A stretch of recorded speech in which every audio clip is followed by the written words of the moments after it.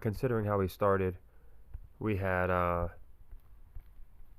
Vanderbilt backdoor over to us, so obviously not a great start for a leg three. But at the end of the day, we finished a couple units down. Could have been worse, but luckily Pittsburgh came through. And this is the reason I do plus values as leg twos, sometimes leg threes. It was a 4 unit net, which basically completely negated the Vanderbilt under loss. So not fun. We had a few backdoors. Miami looks like they're about to get pounded, and LSU was another backdoor. So I think with like a minute and a half left, they went over, which is fine. That happens. That's why I didn't make them both leg threes. We did all right. We got some upsets today. We got where are they at? Michigan State we missed at the very end.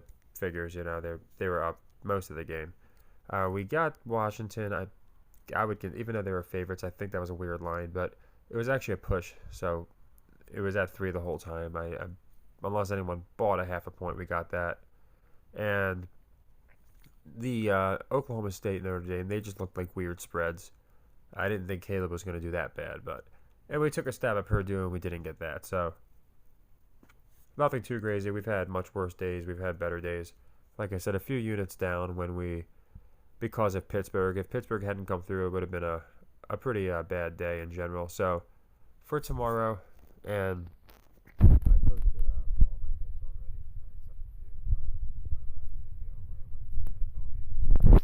I'm adding a few. Now, one of the ones I'm adding is the Jets money line. Hopefully, I'm not cutting out here. I never know with this phone. But first, I thought it was interesting because I'm like, okay, the Eagles can go 6-0 for the second straight year, and then they're even 6-0 against the Jets. So I found that interesting. They were showing how they hadn't lost to the Jets. They're just trying. Oh, 12-0. Okay, 12-0 against the Jets. Yeah, here it is, 12-0, and they're 6-0 against the other teams. So I'm thinking, okay, they love to continue streaks. Here it is, 6-0 both on the road and at home. So you can see a lot of 6-0s. Almost like that they are foreshadowing a 6-0 start, which is what I thought at first. And then I kept reading, and I saw the name Dick Buckus. And I find it interesting because there's some commonalities. Obviously, at the beginning of the year, the Jets were calling themselves the 85 Bears. But what's interesting is obviously his number 51.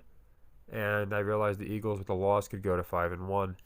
And then I thought, do they want to put Sirianni in the same class as Reed, Dungy, and Mike March is a great coach too, and Ditka? And I don't think they do. I don't think they want to convolute that nice little coaching, 4-man coaching record they have. So that and the prospect of them dropping to 5-1, and the fact that I think 6.5 is a ridiculous line. You have Sauce Gardner and DJ Reed out, so the only reasons to pick the Jets is the fact that they might get some defensive takeaways. Sometimes their defense shows up and they're out and the line 6.5. I just think that's very suspect. So I'm almost positive they cover, but I like the money line too. People are going to hammer the Eagles, and I thought they were going to run some kind of narrative where they were the last undefeated team for a couple of years. But like I said, I think that's changed because I think they're just going to have the Niners look unstoppable until they play Philadelphia, where Philly might beat them. But I do think that the Jets have a much better chance of winning this game. I think this game's going to be a weird game. You're probably going to see a lot of mistakes, just, quote, mistakes, because the Eagles should be like 10-point favorites, even if the Jets are at home. If you look at the guys that are injured, the guy that won them their game against Buffalo is questionable, and their two best guys in the secondary are out. So I don't think that even with Slay out and Carter, they got Fletcher Cox back. I just don't understand the line. So here I absolutely love the Jets for the win. I had already gone into the Rams. I got them in a parlay, but I had said we'll probably be playing them to cover because I think 7 points is a little heavy. They haven't shown me enough this year. Supposedly last year they were supposed to be this terrible team who took 10 steps backwards. And out of nowhere, they're back on top. And after beating the Cowboys, even though they're only 1-4, the Cardinals are just not really getting any kind of respect here. So I do think that Cowboys win was probably to throw people off on both sides. But I think the Rams are going to win this game pretty handedly. Again, also, if they're going to win, just like the Seahawks, I think it's important you make them look relatively formidable. So I like the Rams to cover the Cardinals here for that reason. Uh, Patriots Raiders, I thought about. The reason I like this game is we almost have a full circle story with Bill Belichick. Not only did his reign really begin by screwing the Raiders, obviously, in the snow game with the Brady tuck, but Josh McDaniels is over there, Jimmy G's over there, and this could be Bill Belichick's worst year ever, and I think it will be. I thought last year they were going to do it to him, but I guess they waited a year, and I just don't see the Patriots being competitive. They obviously have them established as a basement dweller, and to me, the Raiders, I went into it a few times, I don't think they're a team to give up on. I don't think they might not be treating them like champions, but I do think that they're going to be a gritty team. And for the Belichick, like I said, Josh McDaniels, Jimmy G, the team that he again screwed to win his first championship, it seems like a perfect full circle moment for the Raiders to send him to 1-5. So I like the Raiders here for the cover. And finally, we got. This is actually, I went into why the Saints over was my favorite game.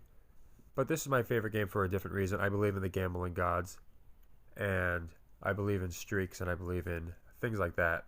And we've gotten every game wrong for San Francisco. It's pretty interesting because we have them making the playoffs. But every week we've been off on them. This week we have them covering, so we'll see what happens. We've got every game right for Detroit, including money line upsets. So I looked at this game, and again, I don't think the public is looking at Detroit the way I am, the way a lot of us are. People that think it's real are probably looking at these teams as evenly matched teams playing in Tampa. And they look at Baker probably as a better quarterback than Goff. So I genuinely and you got St. Brown returning. He's probably going to go nuts. I think the money will probably be about even. But you have to send a message and have somebody look really, really good in the NFC besides, you got the Eagles, the Niners, and the Cowboys. So I think the Lions win this game by a lot of points. So I'm not worried at all about the cover. At first I thought it was kind of suspicious, but not really. I guess Tampa -3 would have been suspicious. But since they're in Tampa, 3-1 versus 4-1, I don't really see. It's not like the Lions beat the Chiefs, yes, but they haven't come out and pummeled teams like the Cowboys. And again, I think the public just looks at them kind of like they're looking at a lot of other teams that I think are good teams, but they didn't really show themselves, or at least I think they're going to get pushed, like the Jags, teams like that.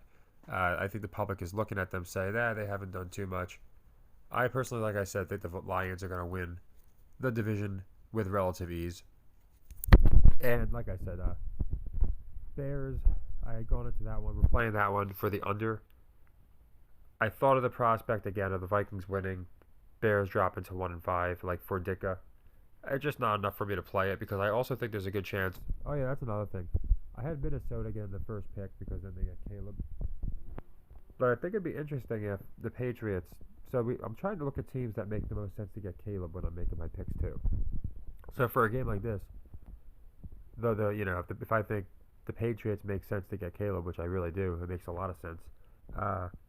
Then I'm gonna have obviously a better chance of them losing. So Patriots, Vikings, to me, make a lot more sense than the Cardinals or Bears. And I do think he might go to one of those teams. Oh, So for anybody that missed, here's all of our picks. We got the Saints going over as a leg 3 because they haven't gone over all year. Lions, I am playing as a leg 3 for our LSU loss. Again, that was a rough one. They came backdoor over us. Giants are now plus 15, but I got them at 14. I guess Daniel Jones is only worth 1 point. That's going to be a leg 2 for the Jets Broncos. Panthers, I went into that one, leg 2 for the Vikings loss. And we got the Raiders, that's the leg 2 as well. The rest of these are leg 1s, except the Rams. We got the Bears, leg 1, going under. Niners, leg 1 to cover. And I got these 2 parlays I went into. I went into all these the last video. And this says leg 1. It's supposed to be leg 2. I went to my last video. I could have just edited it and changed it, but then you might have somebody question, hey, that post is edited. Who knows what it originally said? So I just did a correction there at the for anyone who scored. board. But for anyone watching, it is a leg 2, as you can see, for 2 units because we did not get Purdue. So those are all the picks. I think we're going to have a good Sunday. I think we're going to...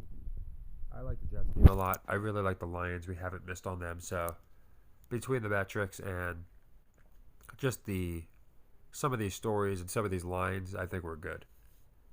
And like I said, I'll be going into Cowboys, Chargers. A lot of that might be dependent on how the Eagles do, how the Raiders do, just to see what they're going to, even how the Bengals do, because that'll determine if I think they're going to drop the Chargers to 2-3, because they're definitely going to be a team that's in the hunt. So those are all of our picks. Again, I think we do well. Pitt really helped us out today.